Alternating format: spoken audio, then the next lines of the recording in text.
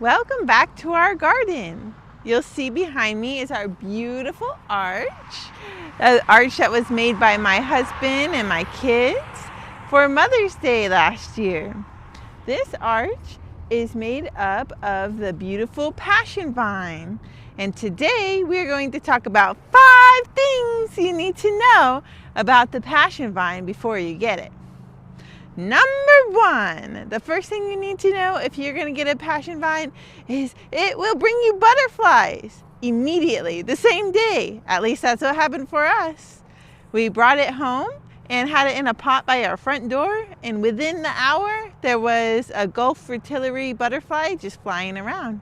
It is the host plant for the Gulf fritillary butterflies, and they lay their eggs on the leaves and then their caterpillars eat the leaves. That's number 1. The second thing that you must know about this plant is it is extremely fast growing. Right now it's in the need of a good pruning.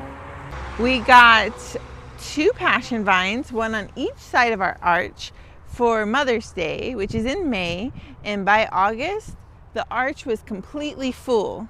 If you're going to do an arch the size of ours, I would recommend only getting 1 passion vine because it would be more than enough.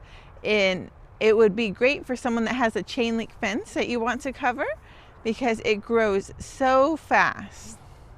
The next thing, and the thing that made me want to have this in my garden, is that it has the most unique flowers I've ever seen. They're beautiful purple flowers and they have a nice sweet scent. And I'm so happy to have them in my garden because in summertime, all the way through fall, probably spring all the way through fall, you have a flower every single day, a whole bunch of them. The flower only lasts 1 day for each, but there's usually several flowers. The next thing, and the thing that I did not know about this plant, is that it gives fruit. We haven't been successful in tasting the fruits yet, but it has these little round fruits that I think are edible for us to eat, or we can make jellies. We'll have to examine that a little bit further and let you know how it goes. We do have a few fruit I would like to show you today. Here's one of the fruit that we have growing. You'll see it's pretty big. It's about the size of a small lime. And from what I read, it is ready once it turns yellow, but this is still really green. We have another one over here on the other side. There's actually 2 of them. They're much smaller. But we got 2 more fruit here. And they're both still hard and green as well. Once they get yellow, they should turn a little bit softer. And oh yeah, there is one. I see it here on my camera. Look at this one. This one's gigantic. Wow, that one's like a size of a small orange. I can't wait for them to be ripe so we can try them. The first ones that we tried, I think they were too early and they were really sour. But these ones, hopefully they will be nice and good because they've been growing for a long time.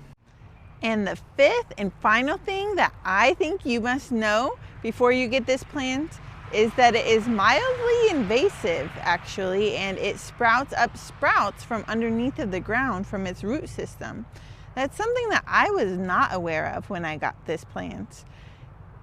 So I will show you how they are sprouting up here in our yard, but that is definitely something to take into consideration if you want to have this plant in your yard. We started to notice in about November, I believe it was, that there were little sprouts sprouting up of the tree. We were so excited at first when we started to see these plants pop up because we thought, yay, we can get more passion vine, until they kept growing and growing, and they're all over. They're anywhere in a 10-foot diameter, maybe even bigger. So we are going to try to pull them up and see if we can save them to plant some new plants. But I think that you could just go over them with a lawnmower as well if you didn't welcome. Or if you like the jungle look and like them popping up all around you, then you can just let them grow. One thing that we found out when we do transplant them is usually when you transplant them, it takes them a while. They definitely go through a shock period. And some of them did die for us, but the most of them, they just looked sad for a while until their roots got established. Well, that is it for the 5 things that I think you should know before you get this plant. All in all, we are very happy with this plant and probably would get it again. Let me know down below if you have this plant in your garden or if you plan to get it now based on this video. See you next time, and make sure to get out and admire some of God's beauty out there, whether it's flowers, nature, animals, whatever it may be. See you next time. Bye.